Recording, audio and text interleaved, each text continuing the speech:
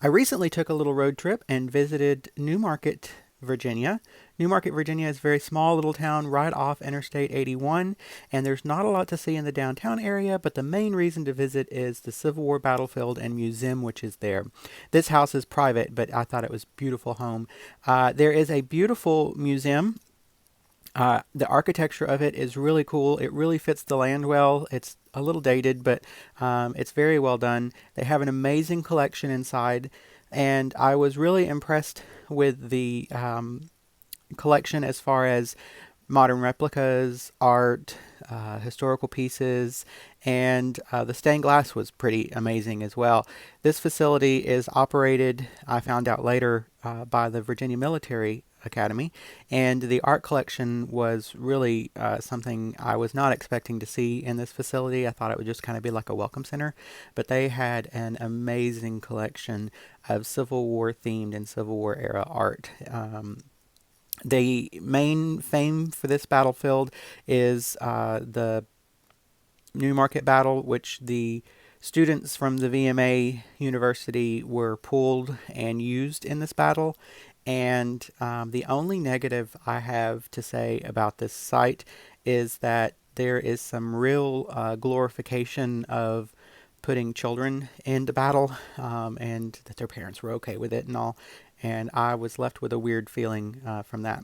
The main museum space is extremely well done. I really enjoyed seeing all the flags. They were working on redoing the middle part.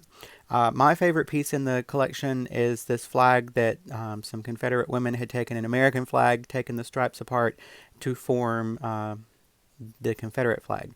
There was several of these little mannequin guys around. I think they were moving them around, but there is a very good overview of the Civil War in Virginia, collections relating to both military and home front activities, and it's just a really breathtaking place to see. It was $10 to get in, which isn't bad. If you like guns, they had a whole huge room of gun collections. A lot of them had connections back to the Virginia Military Academy, and I'm not a real fan of guns or firing guns, but I did enjoy looking at these. It's an extensive collection. The textile collection was also very well preserved and displayed, and there was a lot to see and a lot to take in. The day I was there, they were actually having their Christmas Living History event, so there was a little extra going on, and I went through the museum part before watching a welcome video that was available.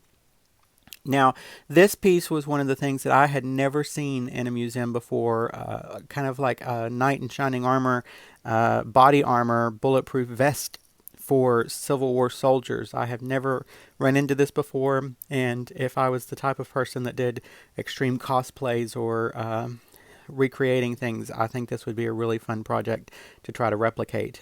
It was really hard to get good pictures of it because it was behind plexiglass, but I hope you guys enjoy this. I had never really even thought about there being bulletproof vests during the Civil War, and this is probably a pretty rare thing to get to see.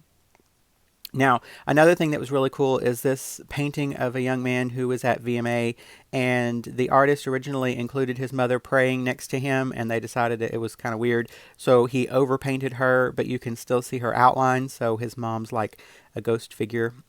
They also covered the Battle of Newmarket's impact on the local area and the people who lived in Newmarket before and after the battle, and I thought that was a really interesting way of pulling in a larger story that is often overlooked. There is a historic home on the site that was used as a hospital and kind of the epicenter of the battle, but this museum is an independent operating thing from that, I think. They maintain the whole site, though. There was very little inclusion of African Americans, but this one panel was all I saw of that. But I even had to ask if the family who had been there had slaves, and the welcome video said, "Oh, Newmarket had 400 white people, residents, and a few slaves, or a few African Americans," and they really just glossed over the slavery part. But it is largely a Confederate focused museum. Now, once you leave the museum area, you can walk out to the original homestead and where the battlefield happened, or is where the battle happened. Looking back onto the visitor center and museum, I was just really taken by how well this site was organized and how the modern visitor center didn't take away from the home site and the battlefield itself. The home itself is absolutely beautiful. It's very well maintained. It still has a lot of its dependencies. Um, Unfortunately, this battlefield became known and kind of glorified as the field of lost shoes because as the students 19 and under who were pulled from the local school marched across the field, they lost their shoes in the mud. So not only was it children that these guys were sending into battle on the Confederate side to fight the Union Army, they lost their shoes in the mud. And this site really kind of made me sad, the impact that it had and the glorification of the South and the use of children in war really made me think of other instances where child soldiers have been used during World War II.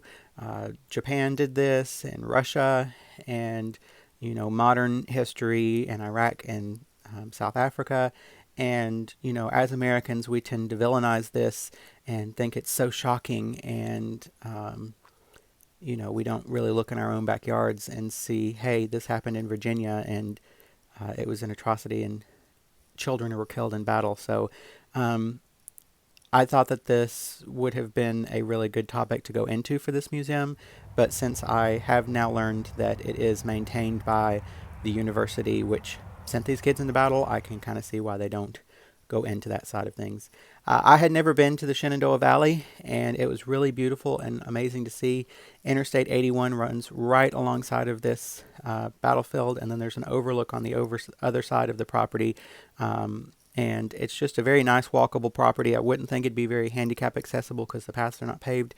But the house itself was open. It's not normally open to the public in the winter, but like I said before, they were having their Christmas open house, and it was a really interesting opportunity to see inside the house and to see some life going on around the house instead of it just sitting there empty and not being used. The story of the house is very similar to most all Civil War battle homes. The family hid in the cellar as the battle was raging around them. They have the house restored to what they believe might have been there during the Civil War. Not a lot of it is original, and one of the rooms is restored as a hospital room where they have taken over the house. I find this kind of sad that this house has had a much longer history than the 2 days that it was used as a hospital and a battlefield, and the Civil War story just completely overarched and overreached the history of the family who had been there and the way this house would have operated on a daily basis for over 200 years.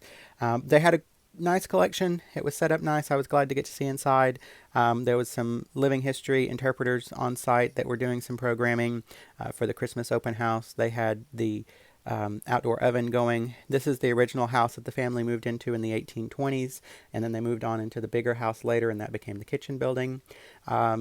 The dependency still being there and still maintained so well was really nice to see. That's unusual to see so many of the original buildings still being there.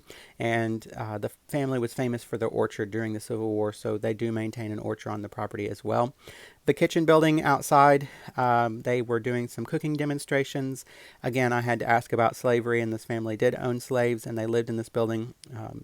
They were separate, of course, from the main house and the main family, and that history was not gone into at all without specifically asking for it. And then they were kind of awkward answering the questions, like they didn't want to talk about slavery. But I did enjoy the site. I think the site's interpretation could greatly be improved upon by being more inclusive and really owning up to the fact that the battlefield is known as the field of lost shoes because children were losing their shoes while running into a rain of bullets. But that's beside the point.